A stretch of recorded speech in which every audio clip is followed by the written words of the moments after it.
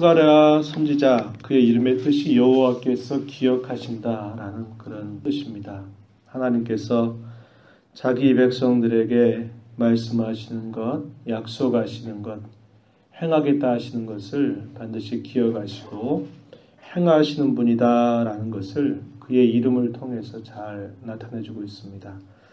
선지자가 부름받았던 시대가 이스라엘 백성들이 바벨론 포로 생활을 마치고 예루살렘으로 귀환을 해서 성전 건축을 시작하였지만 대적자들의 반대로 인해서 유야무야 그 건축하던 일들이 멈춰진 지가 15년이 지나 있는 상태였다 그랬습니다. 그때 하나님께서 이 스가랴 선지자를 불러서 학계의 선지자와 더불어서 그들에게 성전을 건축할 것을 계속하기를 독려하는 메시지를 전하게 돼요. 그리고 이 스가랴가 부름받은 지 이제 선지자로서 사역을 감당한 지 5년이 지나게 돼서 마침내 스룹바벨 성전을 완공하게 되는 겁니다. 바로 이 성전을 재건하라고 하는 그런 메시지를 이 스가랴 선지자에게 던져주면서 여러 가지 환상들을 이 스가랴 선지를 통해서 주고 있는데 어제도 말씀드렸던 것처럼 이 스가랴서에는 8가지 정도의 환상을 통해서 하나님께서 그 백성들에게 무슨 일을 행하실지 또 그 백성들이 하나님 앞에 어떻게 그 일들을 준비하며 감당해야 될지 그런 메시지를 전달해 주고 있습니다. 우리가 어제 읽지 않았지만은 1장 7절부터 마지막 절까지 2가지의 환상을 스가랴 선지자를 통해서 보여주시는데 하나는 화성나무 사이의 선자에 대한 환상을 보여줍니다. 이게 7절부터 17절까지 그리고 또 하나의 환상, 두 번째 환상이 네 뿔과 네 대장장이에 대한 환상을 스가랴 선지자를 통해서 보여주셨어요. 이걸 통해서 하나님께서 그 백성들을 바벨론 포로 생활로부터 그들을 하나님이 건져내신 사실과 그 백성들을 하나님이 친히 구원을 통해서 위로하시고 격려하시는 그런 메시지를 이 환상을 통해서 전달을 해주셨고 그들의 대적의 나라들을 향해서는 하나님께서 오히려 심판하시겠다 하는 메시지를 전달해 주십니다. 네프레이라고 하는 것은 이스라엘을 괴롭히는 대적자들을 통칭하는 표현인데 그 뿔들을 대장장이를 보내서 그 뿔들을 다 치워버리겠다고 하는 겁니다. 그것은 하나님의 백성들을 괴롭혔던 대적들을 다 하나님 흩어버리시겠다고 하는 것에 관한 내용을 소개해 준 것입니다. 오늘 우리가 읽는 2장의 내용에서는 세 번째 환상이 등장하는데 1절부터 5절의 내용을 보면 선지자가 측량줄을 가진 사람을 보게 됩니다. 2절 말씀에 보면 예루살렘을 측량하여 그 너비와 길이를 보고자 하노라. 건축을 할 때 크기를 재기 위해서 줄을 가지고 이렇게 재는 그런 것을 말하죠. 그런 측량줄을 가지고 있는 모습을 보는 겁니다. 이런 말을 한 천사가 말을 했는데 이 말을 하고 나자마자 또 다른 천사가 등장합니다. 그러면서 이 측량줄을 가진 천사에게 명령을 하는 거예요. 뭐라고 명령하느냐? 4절 가서 보면요. 너는 달려가서 그 소년에게 말하여 이르기를 예루살렘은 그 가운데 사람과 가축이 많으므로 성곽 없는 성읍이 될 것이다. 이렇게 말하라. 예루살렘은 지금 황폐한 가운데 있습니다. 역사적인 현실은 황폐한 가운데 있어요. 70년 포로 생활을 마치고 기적적으로 이 예루살렘으로 돌아왔는데 그 예루살렘이 옛적의 그 모습이 아닌 겁니다. 성벽도 다 무너져 버려 있는 상태고 또 그 예루살렘에서 가장 중심이라고 말할 수 있는 성전도 다 무너져 버린 지 오랜 시간이 흘러버렸고 거기에 와서 다시 성전을 건축하려고 하는데 그 일들이 제대로 되지 않은 채 아까 얘기한 것처럼 15년이라고 하는 시간 동안 방치되어 버려 있는 겁니다. 그런데 이 환상을 통해서 알려주시는 말씀이 이 예루살렘에는 가축도 많을 것이고 사람도 많아서 여기에는 굳이 성곽이 없을 것이다. 성곽이 필요 없을 것이다. 라는 명령을 전달하게 되는 겁니다. 그러면서 계속 말씀하시기를 5절에 뭐라고 말씀하냐면 여호와의 말씀에 내가 불로 둘러싼 성곽이 되며 그 가운데에서 영광이 되리라 이렇게 말씀합니다. 내가 누굴까요? 여호와 하나님 불로 둘러싼 성곽이 될 것이다. 하나님 자신이 불 성곽이 되겠다는 겁니다. 어디에요? 예루살렘에. 불 성곽이 되겠다. 대적자들로부터 하나님이 그들을 보호하시고 지켜줄 것인데 그저 이런 쌓는 성읍 아니면 벽돌 또 그런 강성하게 쌓은 그런 성 이런 것들이 그들을 보호하는 게 되는 게 아니라 하나님 자신이 불 성곽이 되어서 그 예루살렘을 지킬 것이기 때문에 이 예루살렘에 굳이 성곽을 세울 필요가 없을 것이다. 이러한 이야기를 전달해 주고 있는 겁니다. 그러면서 하나님께서는 또 그 가운데에서 영광이 되실 것이다. 이렇게 약속한 겁니다. 무슨 말씀일까요? 우리가 구체적인 그 내용들을 다 우리가 헤아리는 것은 어려움이 있을지라도 왜 이런 환상을 보여주시는지에 관해서는 충분히 알 수 있는 겁니다. 하나님께서 자기 백성들을 불쌍히 여기시고 긍휼히 여기시고 그 백성을 사랑하셔서 하나님께서 그 백성들을 친히 보호하시고 그들을 지키시고 하나님 자신이 그들에게 영광이 될 것이라고 분명하게 이야기해주고 있는 겁니다. 옛적에 이스라엘 백성들이 광야 유랑 생활을 했었던 때가 있었죠.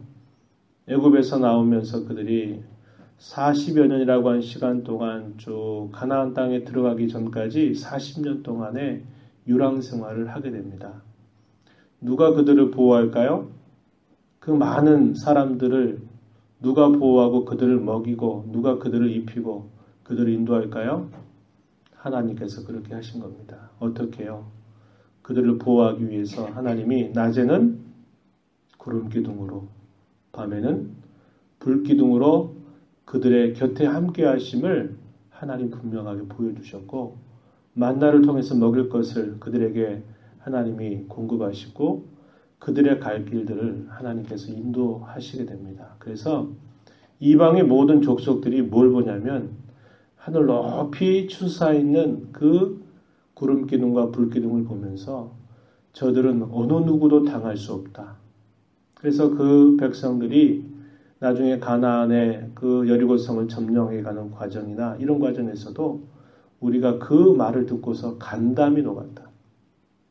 너무나 두려웠다라는 사실들을 고백하는 것을 보게 됩니다. 왜 그래요? 하나님이 그들에게 보호자가 되시고 인도자가 되셔서 그 백성과 함께 하시기 때문에 그들을 당할 자가 아무도 없다라고 하는 것이죠.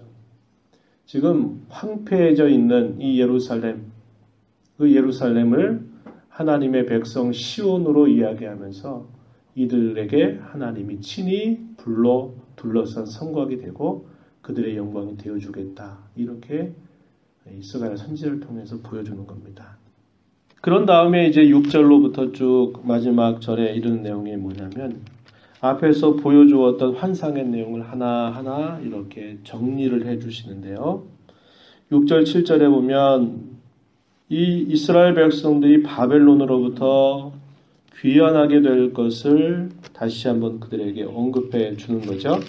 6절, 7절 가서 보면 오호라 너희는 북방 땅에서 도피할지어다 여호와의 말씀이니라 이는 내가 너희를 하늘 사방에 바람같이 흩어지게 하였음이니라 여호와의 말씀이니라. 7절에서는 바벨론 성에 거주하는 시온아 이제 너는 피할지니라. 이방 땅에 거주하고 있는 하나님의 백성들을 향해서 도피해라. 여기에 너희가 머물면 안 된다. 여기에 안주하면 안 된다. 어디로 가라는 거예요? 하나님이 약속하신 땅으로 가라는 것입니다. 바벨론 성에 거주하는 시온아 이제 너는 피해라. 바벨론 나라가 멸망하게 되는 거죠. 여기에 있지 말고 하나님이 약속하셨던 땅으로 다시 돌아가라 이렇게 말하는 겁니다. 이건 무슨 의미를 우리에게 던져주냐면 옛적에 하나님을 알지 못하던 시절에 살던 우리의 익숙한 모든 삶, 또 이 땅에 세상에 사람들이 살아가는 방식, 사람들의 가치, 사람들의 어떤 살아가는 삶의 목적, 그런 것들을 따르지 말고 이제는 거룩한 하나님의 백성에게 요구하시는 하나님께서 원하시는 삶을 살도록 하여라. 옛된 습관들과 옛된 죄된 것들을 다 버리고 그 자리를 떠나라는 겁니다. 그리고 하나님의 백성답게 살라라고 하시는 그런 명령의 내용이 되고 있고요. 8절과 9절에 보면 하나님의 백성이었던 이 유다 이스라엘 백성들을 괴롭혔던 그들을 하나님께서 친히 그들을 벌하셔서 그들을 노략거리가 되게 하실 것이다 라고 이렇게 말하는 겁니다. 오늘날 하나님 믿는 사람들을 믿는 것 때문에 대적하고 반대하고 주의 교회를 어렵게 만드는 그런 모든 대적자들이 하나님께서 결국 그들을 벌하실 것을 하시는 그런 말씀으로 우리가 이해할 수 있는 표현입니다. 10절 이하에 보면 우리 기억하는 말씀이죠. 자주 기억하는 말씀일 겁니다. 여호와의 말씀에 시온에 따라 노래하고 기뻐하라. 이는 내가 와서 내 가운데에 머물 것임이라. 그날에 많은 나라가 여호와께 속하여 내 백성이 될 것이요 나는 내 가운데에 머물리라. 시온에 따라 노래하고 기뻐하라. 내가 와서 너희 가운데 머물 것이기 때문이다. 이렇게 말씀하죠. 예루살렘이 회복될 것을 바라보면서 기뻐하고 즐거워하라. 이렇게 말하는 겁니다. 그건 단순히 스룹바벨 성전을 지으라 하는 정도의 이야기가 아니고 이 예루살렘은 하나님의 사랑받는 백성, 하나님의 백성을 뜻하는 그런 표현입니다. 그들로 하여금 기뻐하고 즐거워하라는 거예요. 하나님께서 그들 가운데 와서 그들을 보호하시고 지키시며 그들의 영광이 되어주실 것이기 때문에 기뻐하고 즐거워하고 노래해라. 이렇게 하나님께서 말씀하시는 겁니다. 이 말씀을 주면서 그 당시에 주의 백성들을 위로하고 격려하시는 말씀을 하고 있는 것이죠. 이 말씀의 내용 우리가 읽으면서 하나님의 그 변함없는 사랑, 뜨거운 사랑을 자기 백성들을 향해서 언제나 베푸시는 분이다라는 것을 보고 하나님은 자기 백성들의 가는 걸음을 하나님 언제나 인도하시고 보호하시고 지키시고 어떤 대적자들로부터도 하나님이 그들을 지켜주시는 신실하신 분이다라는 것을 우리는 배우게 되고 그것은 우리가 일생 다하도록 우리의 살아가는 모든 삶 속에 하나님은 모든 일 속에 우리와 함께 하셔서 우리를 건져주시고 우리로 하여금 영원한 주님의 나라에 이를 때까지 우리를 인도하실 것을 우리에게 확신시켜주는 그런 말씀의 내용입니다. 우리는 이 세상의 영광으로 그것이 전부인 줄 알고 살아가서는 안 될 것이고 하나님 자신이 우리의 가장 큰 영광이요 가장 큰 상급이요 가장 큰 분깃이 된다고 하는 사실들을 바라보면서 우리가 이 땅에 사는 동안 너 거기서 나와라. 너 바벨론 성에 거주하는 시온아 너 거기서 빨리 피해라 하시는 말씀처럼 우리의 죄악되고 옛된 우리의 생활과 습관에서 벗어나서 하나님의 거룩한 백성답게 살아가려고 하시는 주님의 말씀을 오늘 우리에게 주고 계신 것입니다. 이 하루도 주께서 우리에게 주셨는데 주님이 주신 줄 알고 영원한 주님의 나라를 바라보면서 오늘도 주님이 저희에게 주신 이 말씀에 순종하고 우리의 옛된 죄악된 이 세상의 습관과 방식을 따라 살지 않고 하나님의 뜻에 따라 살아가는 저와 여러분 모두가 되기를 진심으로 바랍니다. 하나님 아버지 은혜를 감사드립니다. 이 새벽 시간도 생명과 호흡을 저희들에게 허락하셔서 주님 주신 생명으로 또 이 하루를 살게 하신 것을 감사합니다. 영원한 주님의 나라를 향해서 이 땅을 살아가는 나그네 임을 기억하게 해주셔서 우리가 이 땅에 사는 동안 우리의 걸음을 친히 인도하시고 보호하시고 지키셔서 저희들의 가는 걸음마다 실수하지 않고 실패하지 않고 저희들의 걸음을 인도하실 하나님을 저희들이 굳게 신뢰하면서 이 땅에 하루하루 살아가는 동안 하나님 말씀 순종할 기회를 우리에게 주신 줄 알고 또 저희들이 이 땅에 사는 동안 하나님의 백성답게 거룩한 삶을 살고 또 하나님 나라의 가치를 바라보며 늘 수고하며 애쓰며 살아가는 저희가 되도록 도우시고 인도하여 주옵소서. 오늘도 그러한 삶을 주 앞에 살기를 원하여 아버지 앞에 나와 간구하오니 저희들을 긍휼히 여겨주시고 도와주셔서 오늘도 주님과 즐거이 동행하는 복된 삶을 살게 하여 주시옵소서. 예수님의 귀하신 이름으로 기도하옵나이다. 아멘.